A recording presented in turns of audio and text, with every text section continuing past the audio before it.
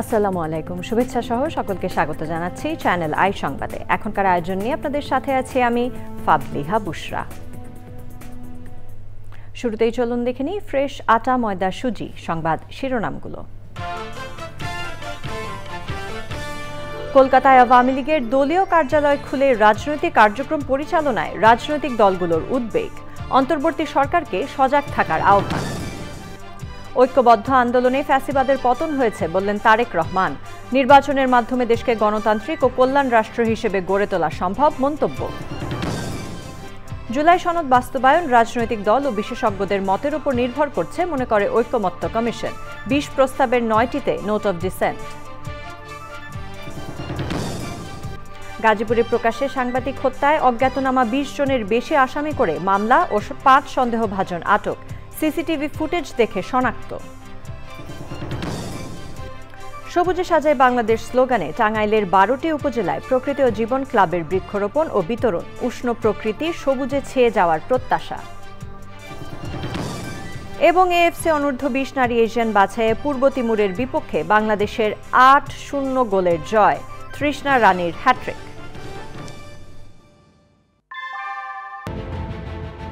Primacy inbuilt. German technology, Bangladesh's first Thermix rod, Salam Steel Thermax. সংবাদ শিরোনামগুলো জানাচ্ছিলাম। এখনকার সংবাদ আয়োজন একই সঙ্গে চ্যানেল আইয়ের ইউটিউব চ্যানেল এবং চ্যানেল আইয়ের ওটিটি প্ল্যাটফর্ম আই স্ক্রিনে লাইভ স্ট্রিম হচ্ছে। এবার জানাবো বিস্তারিত। কলকাতায় আওয়ামী লীগের দলীয় কার্যালয় খুলে রাজনৈতিক কার্যক্রম পরিচালনায় উদ্বেগ প্রকাশ করেছে রাজনৈতিক দলগুলো। ফ্যাসিবাদ বিরোধী দলগুলোর নেতারা বলেছেন, ভারত যদি এ ধরনের কর্মকাণ্ডে প্রশ্রয় দেয় তাহলে দুই দেশের সম্পর্কের আরও অবনতি হতে পারে। অন্তর্বর্তী সরকারকেও এ নিয়ে সজাগ থাকার আহ্বান জানান নেতারা। তাফহিমুল ইসলামের রিপোর্ট। 24-এর 5ই আগস্ট ছাত্র জনতার গণ অভ্যুত্থানে পতন হয় আওয়ামী লীগ সরকারের। দলীয় প্রধান শেখ হাসিনার সাথে দেশ ছেড়ে পালিয়ে যান দলটির শীর্ষ থেকে তৃণমূল পর্যায়ের নেতাকর্মীরা, যাদের অনেকেই পার্শ্ববর্তী দেশ ভারতে আশ্রয় নিয়েছেন। ইতিমধ্যে দলটিরও কার্যক্রম নিষিদ্ধ করেছে সরকার। ফলে দেশে দলীয় কার্যক্রম পালনে সুযোগ নেই আওয়ামী লীগের নেতাকর্মীদের। তবে বিবিসি বাংলার এক সংবাদে উঠে এসেছে, পার্শ্ববর্তী দেশ ভারতে পালিয়ে থাকা কয়েকশো নেতাকর্মী গোপনে মিলিত হচ্ছেন সেখানে এবং রীতিমতো পার্টি অফিস খুলে বসেছেন তারা। কলকাতায় আওয়ামী লীগের পার্টি অফিস দেশের জন্য হুমকি হিসেবে দেখছেন ফ্যাসিবাদ বিরোধী রাজনৈতিক দলগুলো। বিদেশে বসে দেশের বিরুদ্ধে ষড়যন্ত্র করছেন বলেও মন্তব্য করেন নেতারা। আমাদের সরকার যেন এই জাতীয় অপকর্ম ভারতের মাটিতে অপতৎপরতা হচ্ছে এটা বন্ধ করার যথাযথ উদ্যোগ গ্রহণ করে। কলকাতায় কার্যালয় আর বাংলাদেশের ভিতরে এই সমস্ত ঘটনার যে যোগসূত্র নেই তা বলা যাবে না। মাস্টার মাইন্ড হয়ে শেখ হাসিনা সেইখান থেকে বাংলাদেশ বিরোধী কার্যকলাপ শুরু করেছে। সেটা হচ্ছে আওয়ামী লীগ এই কলকাতায় বসে বাংলাদেশের নানা ধরনের সন্ত্রাসী কর্মকাণ্ড, নানা ধরনের বিচ্ছিন্নতাবাদী ঘটনা সে ঘটনার চেষ্টা করবে। ইন্ডিয়াতে তারা বর্তমান যে পলিটিক্যাল অফিস, এটার সঙ্গে আমি বাংলাদেশের বর্তমান কালচারাল যে ফোর্স যেটা অ্যাক্টিভেট হচ্ছে, দুটোকে আমি একসাথে দেখতে পাচ্ছি এবং এটা অত্যন্ত উদ্বেগজনক। ভারতে অবৈধভাবে অবস্থান করা কার্যক্রম নিষিদ্ধ হওয়া আওয়ামী লীগের তৎপরতা দুই দেশের কূটনৈতিক সম্পর্কেও প্রভাব ফেলতে পারে বলে মন্তব্য করেন নেতারা। এই ধরনের কার্যক্রম যদি একটা প্রতিবেশী রাষ্ট্র করে তাহলে প্রতিবেশী রাষ্ট্রের সম্পর্ক কোথায় গিয়ে দাঁড়াবে? বাংলাদেশে যেমন ভারত প্রতিবেশী, ভারতেও তো বাংলাদেশ প্রতিবেশী। এসব বিষয়গুলো স্বাভাবিক একটাকে আরেকটা প্রভাবিত করবে। ভারতের একতরফা একটা, আমি মনে করি যে বাংলাদেশের সাথে তার যে পররাষ্ট্র বিষয়ক সম্পর্ক, এটা তো তার সে একপাক্ষিকভাবে নষ্ট করছে। এতগুলো 70 থেকে 80 জন সংসদ সদস্য সেখানে বসে আছে, অবসরপ্রাপ্ত সেনা কর্মকর্তারাও সেখানে যাচ্ছে। এইটাকে তারা, আমাদের সরকার কি তাদেরকে ওখান থেকে নিয়ে আসার জন্য ব্যবস্থা তারা কতদূর অগ্রগতি হলো সে বিষয়ে আমরা উদ্বেগ জানাই। সরকারকে এই বিষয়ে কড়া পদক্ষেপ নিতে হবে। ফ্যাসিবাদ বিরোধী রাজনৈতিক দলগুলোর নেতারা বলছেন, গণহত্যার দায়ে আওয়ামী লীগের বিচার ও একই সাথে আন্তর্জাতিকভাবে সন্ত্রাসী সংগঠন ঘোষণা করা গেলে চাপে পড়বে ভারত। তাফহিমুল ইসলাম, চ্যানেল আই, ঢাকা। বিএনপির ভারপ্রাপ্ত চেয়ারম্যান তারেক রহমান বলেছেন, আগামী নির্বাচনে জনগণের রায়ে ক্ষমতায় এলে বিএনপি ৩১ দফার ভিত্তিতে বাংলাদেশকে গণতান্ত্রিক ও কল্যাণ রাষ্ট্র হিসেবে গড়ে তুলবে। ফ্যাসিবাদ বিরোধী রাজনৈতিক দলগুলোর ঐক্য ধরে রাখার আহ্বান জানান তিনি। বিকেলে রাজধানীর গুলশানে বিএনপি চেয়ারপারসনের রাজনৈতিক কার্যালয়ে ১২ দলীয় জোট, সমমনা জোট, এলডিপি ও লেবার পার্টির নেতাদের সাথে মতবিনিময়ে তিনি এসব কথা বলেন।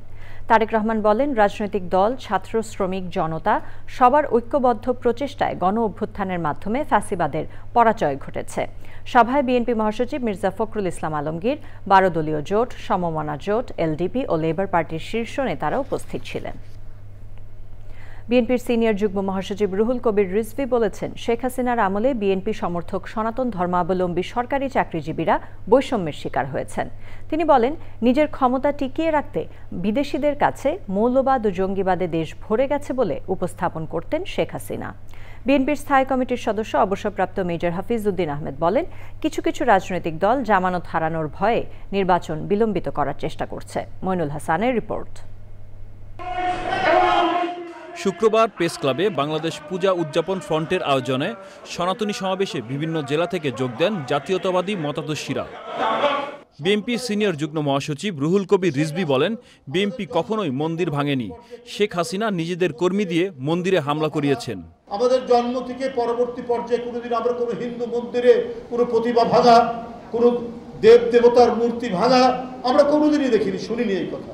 শেখ হাসিনার আমলেই দেব মন্দির, দেবালয় ভাঙা হয়েছে, প্রতিমা ভাঙা হয়েছে, কিন্তু যারা ধরা পড়েছেন তারা অধিকাংশই হচ্ছে আওয়ামী লীগের কোনো না কোনো সংগঠনের লোক।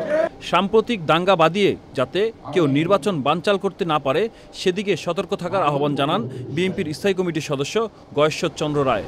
আমি হিন্দু মুসলমানের ব্যবধান করছি না, আমি খারাপ লোক ভালো লোকের ব্যবধান করছি, আমি সৎ লোক প্রতারকের ব্যবধান করছি।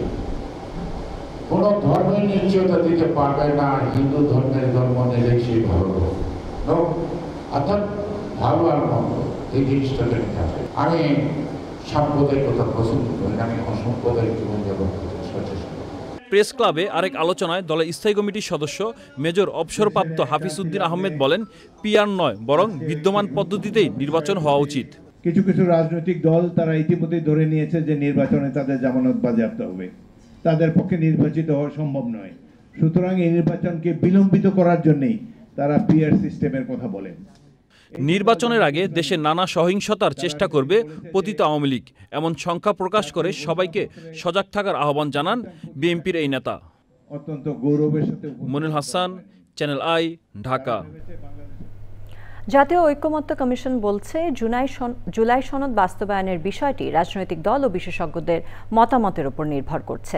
কমিশনের সহসভাপতি ডক্টর আলী রিয়াজ জানিয়েছেন, যেসব বিষয়ে দলগুলো নোট অফ ডিসেন্ট দিয়েছে সেগুলো নিয়ে দ্বিতীয় দফায় আলোচনা হবে। জান্নাতুল বাকিয়াকে কার রিপোর্ট। রাষ্ট্রীয় কাঠামো সংস্কারে প্রশ্নে রাজনৈতিক দলগুলোর সাথে ২ দফা বৈঠক শেষে পাওয়া সুপারিশ এবং সেসব বাস্তবায়নে পরবর্তী করণীয় নিয়ে জাতীয় ঐকমত্য কমিশনের সংবাদ সম্মেলন। জাতীয় ঐকমত্য কমিশন সংস্কারী প্রশ্নে রাজনৈতিক দলগুলোকে এক জায়গায় আনা, বিভিন্ন বিষয়ে ঐক্যমতে আসা ঐতিহাসিক ঘটনা বলছে কমিশন। সংবাদ সম্মেলনে মূল আলোচ্য ছিল জুলাই সনদ বাস্তবায়ন, নির্বাচনের প্রস্তুতি এবং দ্রুত বাস্তবায়নযোগ্য সংস্কার প্রস্তাব বিষয়ে। কিছু সংস্কারের বিষয়ে যেন রাজনৈতিক দলগুলোর মধ্যে ঐকমত্য প্রতিষ্ঠিত হয়, আমরা সেই অর্থে জুলাইয়ের মধ্যে সেই কাজটা শেষ করতে চেয়েছিলাম। কমিশন বলছে, সুপারিশ বাস্তবায়নের প্রক্রিয়া নিয়ে মতামতের জন্য আগামী সপ্তাহে বিশেষজ্ঞদের সাথে বৈঠক হবে। এরপরই রাজনৈতিক দলগুলোর সাথে আবারও বৈঠকে বসবে কমিশন। সরকারের পক্ষ থেকে কিছু যে তালিকাটা দেওয়া হচ্ছে তাতে কিছু কিছু ব্যবস্থা নেওয়া হচ্ছে যেগুলো নির্বাচন সংশ্লিষ্টও বটে। আমরা এই বিষয়ে আশা রাখতে চাই যে এখনও যে সময়টা আছে তার মধ্যে কিছু কিছু কাঠামোগত পরিবর্তন, কিছু কিছু প্রক্রিয়া পদ্ধতিগত পরিবর্তনগুলোর ক্ষেত্রেও কমিশন অর্থাৎ নির্বাচন কমিশন পদক্ষেপ নেবে। দ্বিতীয় দফার আলোচনায় সাংবিধানিক ও মৌলিক ২০টি বিষয়ের মধ্যে ১৯টিতে নোট অব ডিসেন্ট দিয়েছে বিভিন্ন দল। এইটি ঐক্যমতে পৌঁছাতে প্রতিবন্ধকতা তৈরি করবে কিনা এমন প্রশ্ন সাংবাদিকদের। রাজনৈতিক দলগুলোর মতামতের উপর নির্ভর করবে, বিশেষজ্ঞদের মতামতের উপর নির্ভর করে বাস্তবায়নের পথটা কী হবে। সুপারিশের চূড়ান্ত খসড়া কয়েকদিনের মধ্যে দলগুলোর মতামতের জন্য পাঠাবে commission. Jannatul Baker Keka, Channel I, Dhaka. দ্বিতীয় বছর শুরু করল অন্তর্বর্তী সরকার। গত বছর এই দিনে প্রধান উপদেষ্টা হিসেবে শান্তিতে নোবেলজয়ী অর্থনীতিবিদ ডক্টর মোহাম্মদ ইউনূস সরকার প্রধান হিসেবে শপথ নেন। তার সরকারকে রাজনৈতিক সরকারের মতো মূল্যায়ন না করা গেলেও রাজনৈতিক বিশ্লেষক কামাল আহমেদ বলছেন, সরকারের সবচেয়ে বড় অর্জন দেশের মধ্যে ঐক্য বজায় রাখা। তবে সরকারের নেতৃত্বের অযোগ্যতা ও দক্ষতার অভাব রয়েছে বলেও মনে করেন তিনি।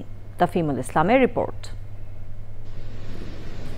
2024 সালের 5ই আগস্ট গণ-অভ্যুত্থানের মুখে শেখ হাসিনা দেশ থেকে পালিয়ে যাওয়ার পর 8ই আগস্ট গঠিত হয় অন্তর্বর্তী সরকার। অধ্যাপক ডক্টর মোহাম্মদ ইউনূসের নেতৃত্বে সরকারের দায়িত্ব নেওয়ায় সাধারণ মানুষের প্রত্যাশা ছিল আকাশচুম্বী। অন্তর্বর্তী সরকারের কাছে জনগণের চাওয়া ছিল আইনের শাসন প্রতিষ্ঠা, রাষ্ট্রীয় প্রতিষ্ঠানগুলোর সংস্কার, অর্থনীতিকে গতিশীল এবং মানুষের জীবনযাত্রার মানের উন্নয়ন।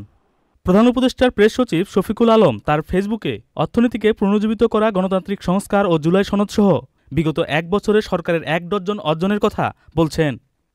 গণমাধ্যম সংস্কার কমিশনের প্রধান সাংবাদিক কামাল আহমেদ অবশ্য বলছেন, মানুষের যে প্রত্যাশা ছিল তা পূরণ হয়নি।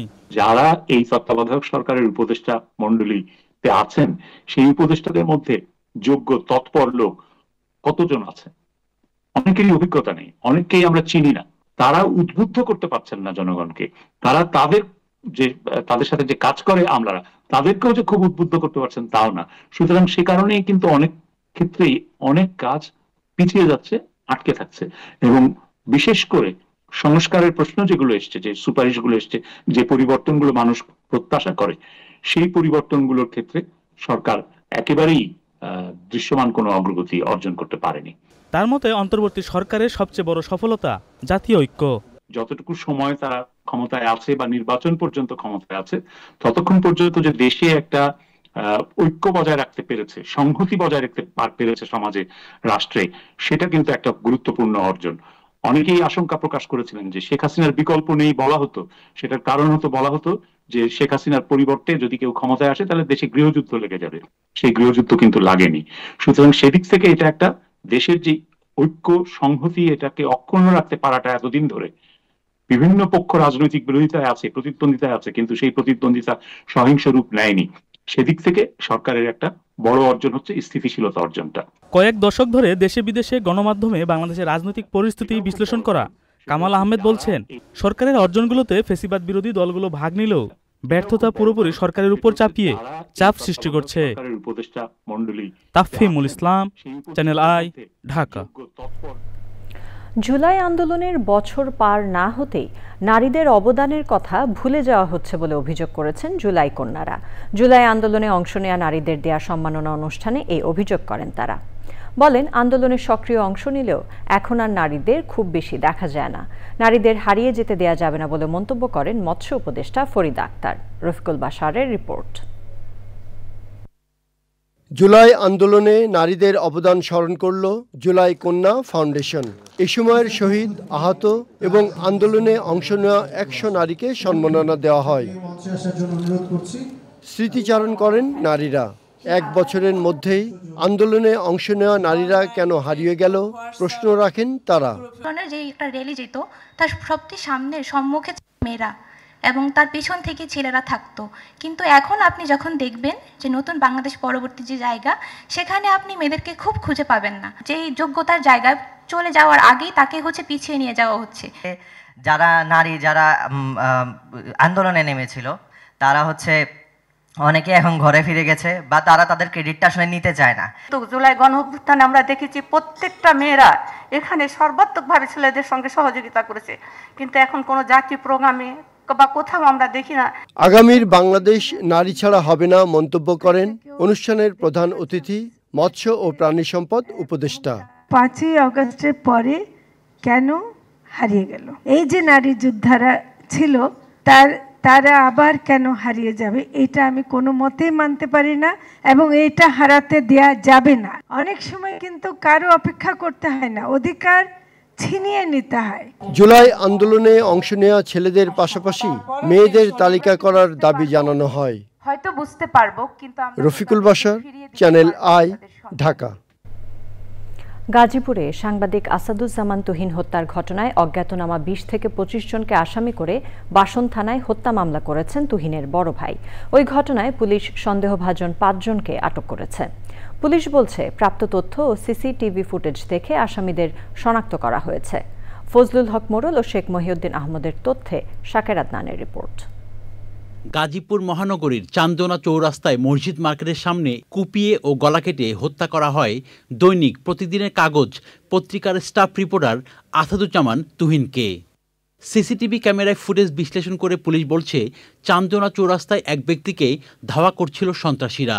মুঠোফোনে অস্ত্রধারীদের ভিডিও করছিলেন সাংবাদিক আসাদুজ্জামান তুহিন। পরে সন্ত্রাসীরা তার দিকে এগিয়ে আসলে একটি চায়ের দোকানে আশ্রয় নেন সাংবাদিক তুহিন। সেখানেই কুপিয়ে হত্যা করা হয় তাকে।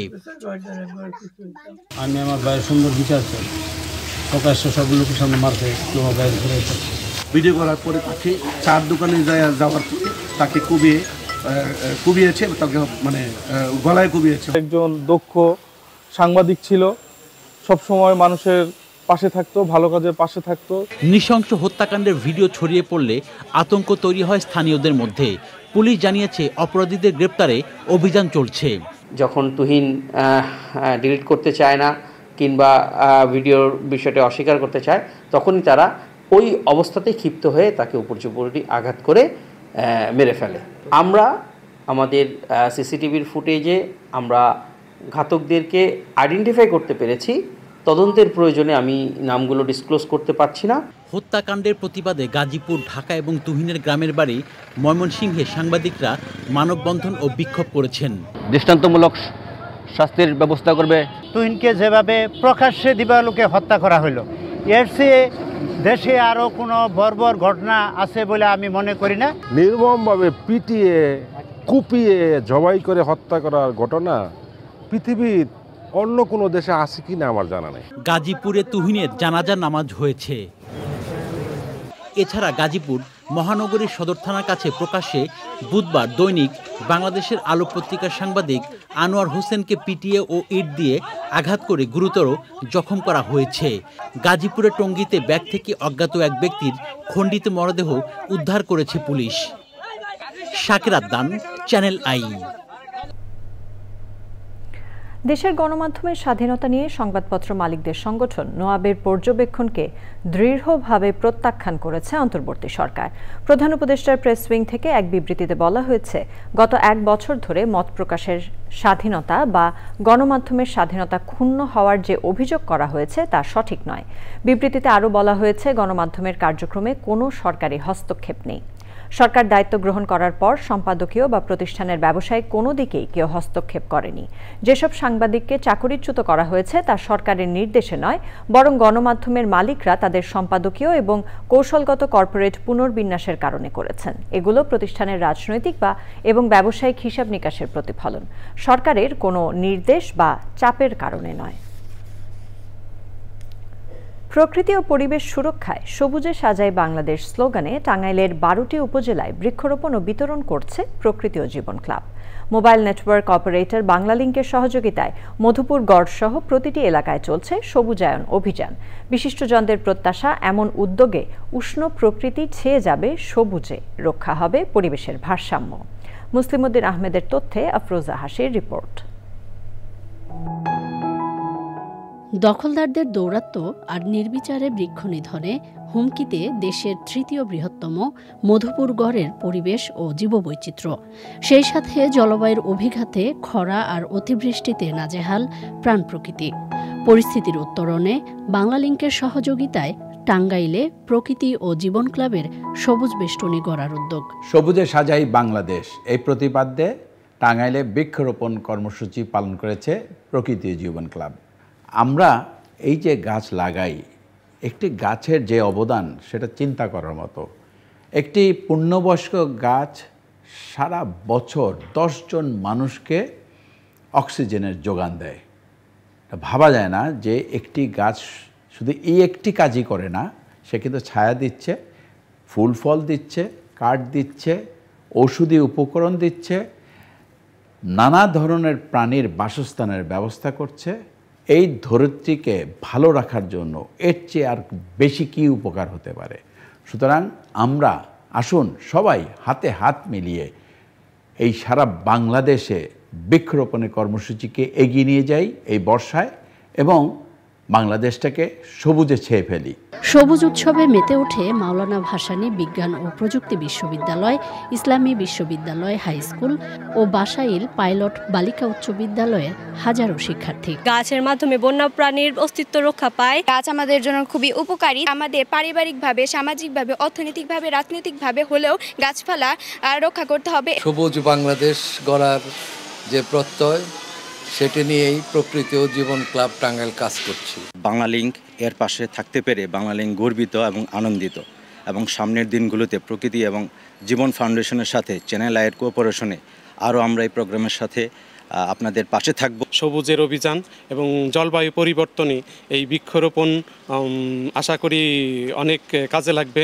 পরিবেশ সুরক্ষার এমন উদ্যোগ প্রাকৃতিক দুর্যোগ মোকাবেলায় টেকসই ভূমিকা রাখবে প্রত্যাশা বিশিষ্টজনদের। জলবায়ু পরিবর্তনের যে অভিঘাত মোকাবেলা করার একমাত্র প্রধানতম এই কার্যক্রম হলো যে বনায়ন করা। এটা সত্যি প্রশংসার দাবি রাখে। প্রকৃত জীবন ক্লাবকে এই বৃক্ষরোপণ কার্যক্রম পরিচালনা করার জন্য আন্তরিক ধন্যবাদ। এই কাজের মাধ্যমে আমাদের প্রকৃতি একটা সুন্দরের দিকে যাবে, সবুজে বাংলাদেশ ভরে উঠবে এবং এই সবুজ বাংলাদেশ পরিবেশের দিক দিয়েও অনেক ভারসাম্য রক্ষা করবে। সবুজায়নের এই উদ্যোগে প্রাণবন্ত হয়ে উঠবে বাংলার প্রাণ প্রকৃতি, প্রত্যাশা সচেতন মহলের। আফরোজা হাসি, চ্যানেল আই।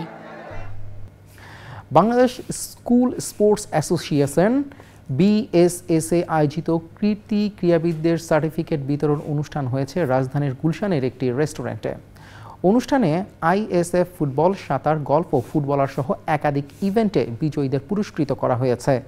ইংলিশ চ্যানেল পাড়ি দেওয়া মাহফুজুর রহমান, আর্চার সাগর ইসলাম, সাফ গোল্ড বিজয়ী শুটার শারমিন আক্তার এবং আয়রনম্যান লেডি ফেরদুস আক্তার মারিয়া পুরস্কার পেয়েছেন। অনুষ্ঠানে বিশেষ অতিথি ছিলেন জাতীয় ফুটবল দলের সাবেক অধিনায়ক তারকা ফুটবলার সৈয়দ রুম্মান বিন ওয়ালি সাব্বির। সভাপতিত্ব করেন বিকেএসপির মহাপরিচালক ব্রিগেডিয়ার জেনারেল মুনিরুল ইসলাম। আরও ছিলেন বাংলাদেশ স্কুল স্পোর্টস অ্যাসোসিয়েশনের সাধারণ সম্পাদক রবিউল আলম ও অন্যরা।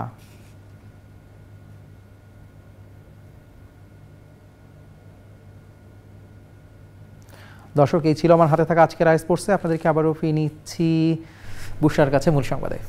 শান, ধন্যবাদ আপনাকে। এবার জানাবো অন্যান্য খবর। আবর্জনা সংগ্রহের পরিবেশ বান্ধব খেলা স্পগৌমির বৈশ্বিক আসর নিপ্পন ফাউন্ডেশন স্পগৌমি বিশ্বকাপে অংশ নিচ্ছে বাংলাদেশ। 16 অগস্ট বাংলাদেশে অনুষ্ঠিত হবে কোয়ালিফায়ার পর্বের ফাইনাল রাউন্ড।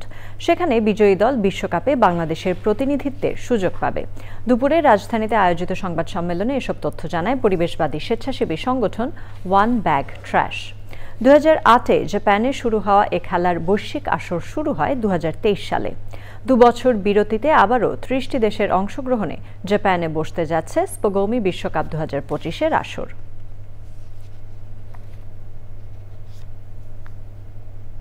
প্রিয় দর্শক, আপনারা দেখছেন চ্যানেল আই সংবাদ। সময় হয়ে গেল একটি বিরতি নেবার।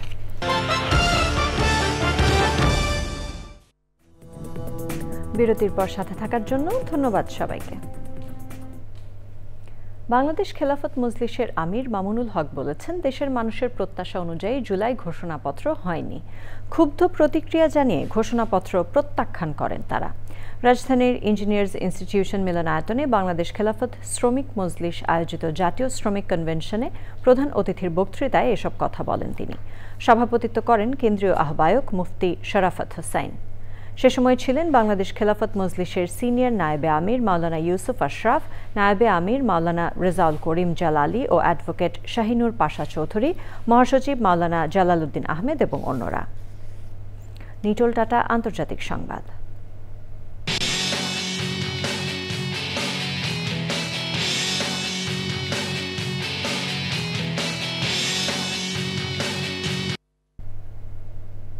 ফিলিস্তিনের গাজা পুরোপুরি দখলে নিতে ইসরায়েলি প্রধানমন্ত্রী বেনিয়ামিন নেতানিয়াহুর পরিকল্পনায় অনুমোদন দিয়েছে দেশটির মন্ত্রিসভা। সামাজিক যোগাযোগ মাধ্যম এক্সে এ তথ্য জানায় ইসরায়েলস সিকিউরিটি মুভমেন্ট সংস্থা। গাজার ৭৫% বর্তমানে ইসরায়েলের সেনাবাহিনীর দখলে আছে বলে বৈঠকে জানিয়েছেন সেনাপ্রধান। তবে ইসরায়েলের পররাষ্ট্র মন্ত্রণালয়ের সাবেক মহাপরিচালক অ্যালান লিয়েল বলেছেন, গাজা শহর দখলের পরিকল্পনা ইসরায়েলকে আরও বিচ্ছিন্ন করে ফেলবে। গাজা উপত্যকায় পূর্ণ সামরিক দখলদারি প্রতিষ্ঠার পরিকল্পনা থেকে অবিলম্বে সরে আসতে ইসরায়েলের প্রতি আহ্বান জানিয়েছেন জাতিসংঘের মানবাধিকার হাই কমিশনার ফলকার তুর্ক। ইসরায়েলকে সতর্ক করে তিনি বলেছেন, এমন পদক্ষেপ আন্তর্জাতিক আইন লঙ্ঘন করবে এবং আরও ব্যাপক ভোগান্তির জন্ম দেবে। ফ্রান্স, যুক্তরাজ্য ও কানাডার পর অস্ট্রেলিয়া এবার ফিলিস্তিনকে স্বাধীন রাষ্ট্র হিসেবে স্বীকৃতি দেওয়ার কথা বিবেচনা করছে বলে জানিয়েছেন দেশটির প্রধানমন্ত্রী অ্যান্থনি অ্যালবানিজ। আইস্ক্রিন সাংস্কৃতিক সংবাদ।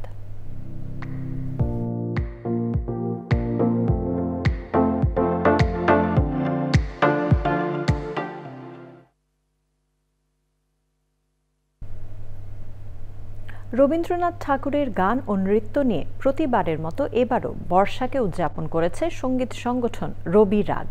সন্ধ্যায় ঢাকার ছায়ানট মিলনায়তনে রবি রাগের বর্ষা মঙ্গল আয়োজনে রবীন্দ্রনাথ ঠাকুরের বর্ষার গান পরিবেশন করেন শিল্পীরা।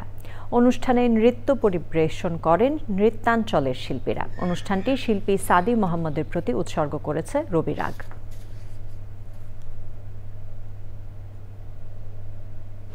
আমার নাচেরে আজকে ময়ূরের মতো নাচেরে হৃদয় নাচেরে, শতবরণের ভাব উচ্ছ্বাস কলাপের মতো করেছে বিকাশ। আকুল পরাণ আকাশে চাহিয়া উল্লাসে করে যাচেরে, হৃদয়ে আমার নাচেরে আজকে ময়ূরের মতো নাচেরে হৃদয় নাচেরে। এবার জানাবো কৃষি সংবাদ।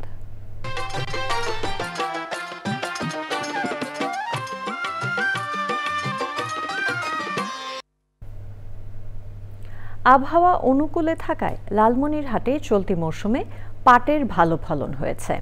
দাম ভালো হলে দ্বিগুণ লাভের আশা করছেন চাষিরা।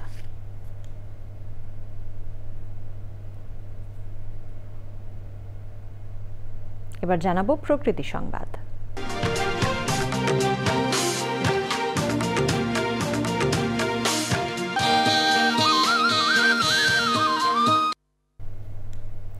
পরিকল্পিত বনায়ন করি সবুজ বাংলাদেশ গড়ি প্রতিপাদ্যে মেহেরপুরে চলছে 15 দিনের বৃক্ষরোপণ অভিযান ও বৃক্ষমেলা।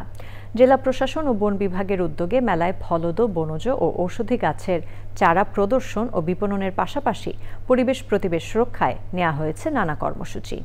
এমন উদ্যোগ পরিকল্পিত বনায়ন, পরিবেশ ও জীববৈচিত্র্য রক্ষায় সচেতনতা বাড়াবে বলছেন সংশ্লিষ্টরা। ঢাকা ব্যাংক পিএলসি বাণিজ্য সংবাদ।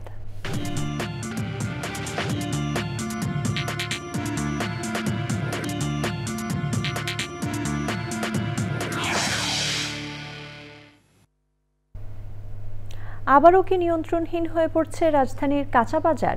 এমন প্রশ্ন করছেন ভোক্তারা। সবজি, মুরগি, ডিম, ডাল, পেঁয়াজ ও আদার দামের অস্বাভাবিক বৃদ্ধি তাদের শঙ্কিত করে তুলছে। তবে চালের দাম আগের মতোই রয়েছে। অন্তর্বর্তী সরকারের অন্যতম সাফল্য নিত্যপণ্যের বাজারে কিছুটা স্বস্তি। মনিটরিংয়ের অভাবে সেই সাফল্য ম্লান হোক তা চান না ঢাকার মানুষ। রিজভিনা বাজার রিপোর্ট। বেশ কয়েক মাস পর আবারও সেঞ্চুরি হাঁকালো পেঁয়াজ।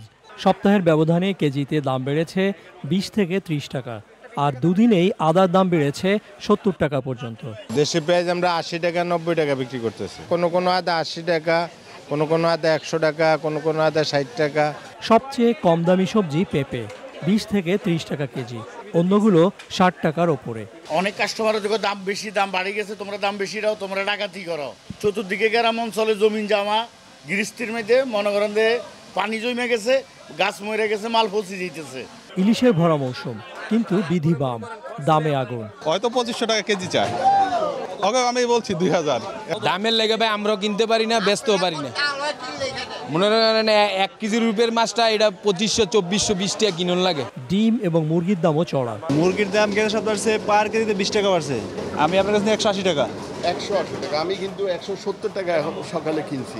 ঠিক আছে, ব্যানের লগে হিসাব করে আমাকে লাগে চলে না। ওটা বলছি আমার তোমাদের কস্টিং বেশি এখানে দোকানে, ঠিক আছে, কিন্তু আমরা মাঝখানে মানুষরা আমরা এখন 10 টাকার জন্য রাস্তায় বের হয়ে যাই। ফার্মের একটু বেশি বাড়তে আর হাঁসেরটা বাড়তে। এ সপ্তাহে চালের দাম বাড়েনি। Bashundhara company, press company, Akij company, আপনার ইসমানি কোম্পানি, যত বড় বড় কোম্পানিগুলো আছে, এরা প্রথম ধান উঠার পরে চালগুলো আপনারা কি ওরা ধানগুলো স্টক করে ফেলায়, তারপরে ওরা ওদের মন মতো মার্কেটে ছাড়ে।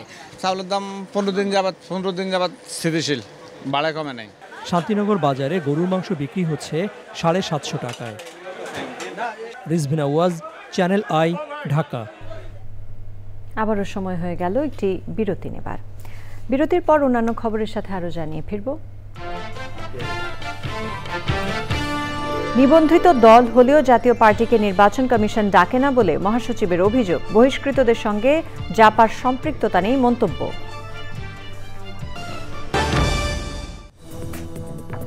বিরতির পর আবারও আমন্ত্রণ চ্যানেল আই সংবাদে। সংসদ নির্বাচনে রাজনৈতিক দলগুলোর জন্য লেভেল প্লেয়িং ফিল্ডের ব্যাপারে প্রশ্ন তুলে জাতীয় পার্টির মহাসচিব শামীম হায়দার পাটোয়ারি বলেছেন, নিবন্ধিত দল হলেও জাতীয় পার্টিকে ডাকে না নির্বাচন কমিশন। দেশে নির্বাচনের পরিবেশ নেই উল্লেখ করে তিনি বলেন, সরকারের সদিচ্ছা থাকলে পরিস্থিতির উন্নয়ন সম্ভব। দল থেকে বহিষ্কৃতদের সাথে জাতীয় পার্টির সম্পৃক্ততা নেই বলে জানান মহাসচিব। মিথিলা নাসরিনের রিপোর্ট। দলীয় কোন্দলের প্রেক্ষিতে যখন জাতীয় পার্টিতে ভাঙনের সুর, তখন পরিস্থিতি ব্যাখ্যা করতে দলের মহাসচিব শামীম হায়দার পাটোয়ারির সংবাদ সম্মেলন। গঠনতন্ত্রের 30 অনুচ্ছেদ মোতাবেক তিনি বলেন, দলের গঠনতন্ত্র মেনেই বহিষ্কার করা হয়েছে। তাছাড়া আদালতের রায়ের অপব্যাখ্যা করারও কোনো সুযোগ নেই। আদালতের রায়ের অপব্যাখ্যা করে কোনো প্রকার অপপ্রয়াস করা হলে আমাদের নেতাকর্মীরা সেটা মেনে নেবে না এবং সেটিকে আমরা অবশ্যই সেটার জবাব দেব। একই সাথে আমরা দেখেছি বিভিন্ন মিটিংয়ে চেয়ারম্যান সম্পর্কে কুৎসা রটানো বলা হয়। উনি সমস্ত সিদ্ধান্ত আমাদের সকলের সাথে আলোচনা করেই নেন।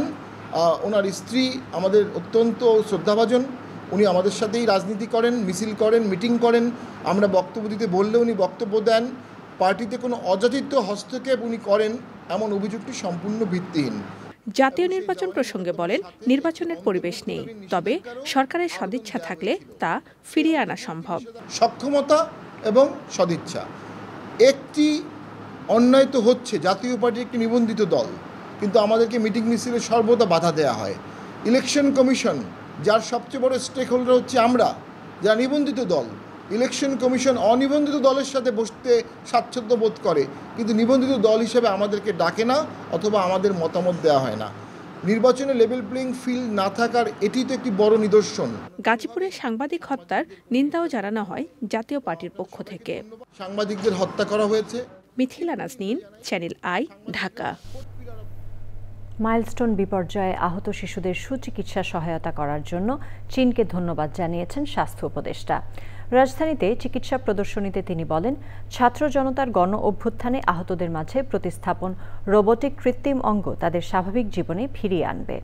সে সময় চীনের রাষ্ট্রদূত বলেন, বাংলাদেশের সাথে দ্বিপাক্ষিক সম্পর্ক জোরদার করতে কাজ করছে চীন। মির্জা ইমতিয়াজের রিপোর্ট।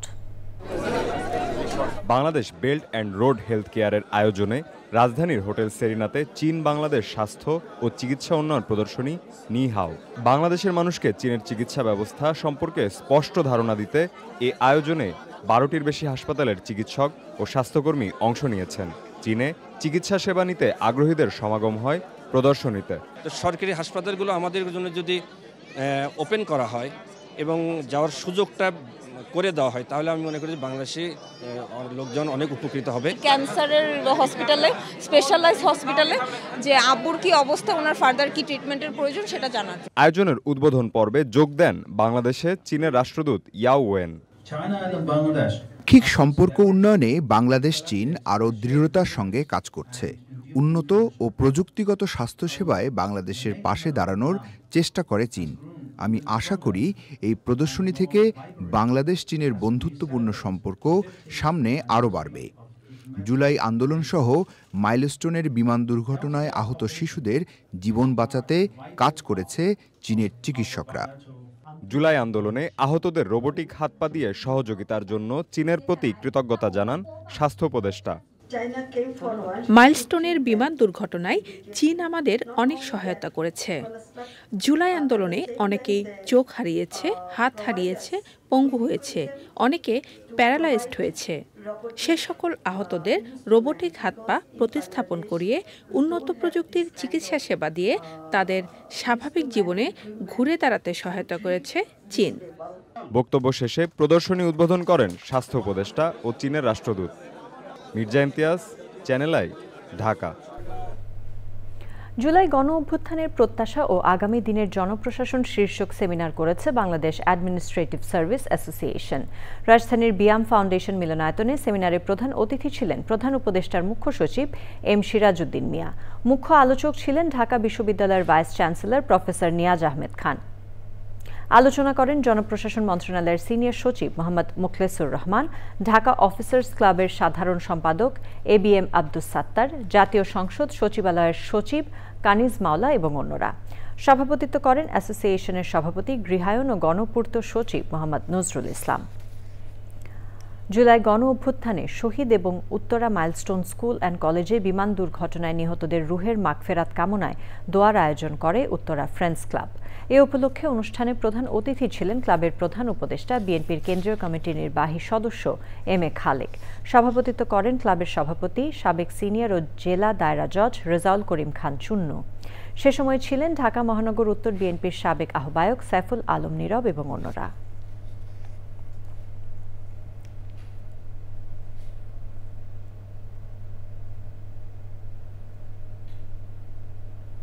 নারায়ণগঞ্জের সোনারগাঁয়ে ছাত্র জনতার বিজয়ের বর্ষপূর্তি উদযাপন ও বিএনপি চেয়ারপারসন বেগম খালেদা জিয়ার সুস্থতা কামনায় দোয়া ও আলোচনা সভা হয়েছে।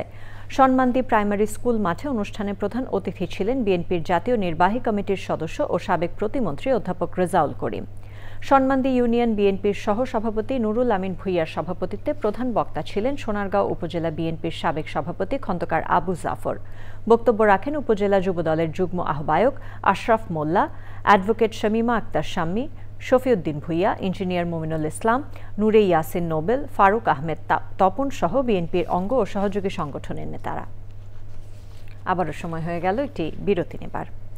বিরতির পর খেলার খবরে জানিয়ে ফিরব।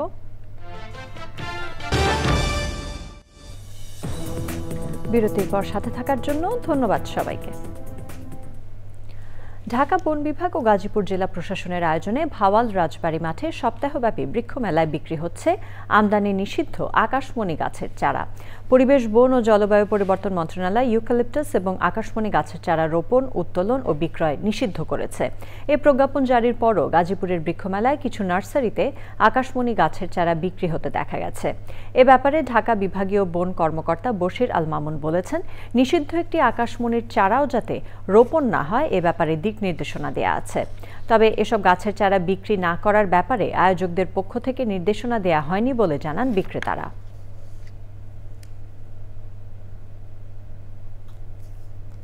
কোথাও যাতে একটিও ইউক্যালিপটাস গাছের মানে আপনার হচ্ছে যে আকাশমণি গাছের চারা রোপণ না করা হয় সে বিষয়ে আমাদের ইনস্ট্রাকশন আছে। সুনির্দিষ্টভাবে যে এরকম থাকে আমাদের সবার দায়িত্ব যে কনসেনসাসের মাধ্যমে আমরা সেই জায়গাটাতে এই সরকারি আদেশটা আমরা বাস্তবায়ন করব। এরই সাথে আয়োজনের শেষ পর্যায়ে আমরা, তবে যাবার আগে ফ্রেশ আটা, ময়দা, সুজি সংবাদ শিরোনামগুলো জানিয়ে দিচ্ছি আরও একবার।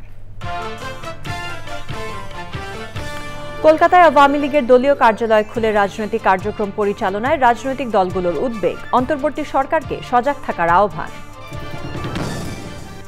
ঐক্যবদ্ধ আন্দোলনেই ফ্যাসিবাদের পতন হয়েছে বললেন তারেক রহমান। নির্বাচনের মাধ্যমে দেশকে গণতান্ত্রিক ও কল্যাণ রাষ্ট্র হিসেবে গড়ে তোলা সম্ভব মন্তব্য। জুলাই সনদ বাস্তবায়ন রাজনৈতিক দল ও বিশেষজ্ঞদের মতের উপর নির্ভর করছে মনে করে ঐকমত্য কমিশন। 20 প্রস্তাবের 9টিতে নোট অফ ডিসেন্ট। গাজীপুরে প্রকাশ্যে সাংবাদিক হত্যায় অজ্ঞাতনামা 20 জনের বেশি আসামি করে মামলা ও 5 সন্দেহভাজন আটক। সিসিটিভি ফুটেজ দেখে শনাক্ত। সবুজে সাজায় বাংলাদেশ স্লোগানে টাঙ্গাইলের 12টি উপজেলায় প্রকৃতি ও জীবন ক্লাবের বৃক্ষরোপণ ও বিতরণ। উষ্ণ প্রকৃতি সবুজে ছেয়ে যাওয়ার প্রত্যাশা। এবং এএফসি অনূর্ধ্ব 20 নারী এশিয়ান বাছাইয়ে পূর্ব তিমুরের বিপক্ষে বাংলাদেশের 8-0 গোলের জয়। তৃষ্ণা রানীর হ্যাট্রিক। চ্যানেল আইয়ের সর্বশেষ সংবাদ জানতে ভিজিট করুন channeline.com যুক্ত থাকুন আমাদের সোশ্যাল মিডিয়া প্ল্যাটফর্মগুলোর সাথে। চ্যানেল আই সংবাদের এখনকার আয়োজন এ পর্যন্তই। এতক্ষণ আমাদের সাথে থাকার জন্য ধন্যবাদ সবাইকে।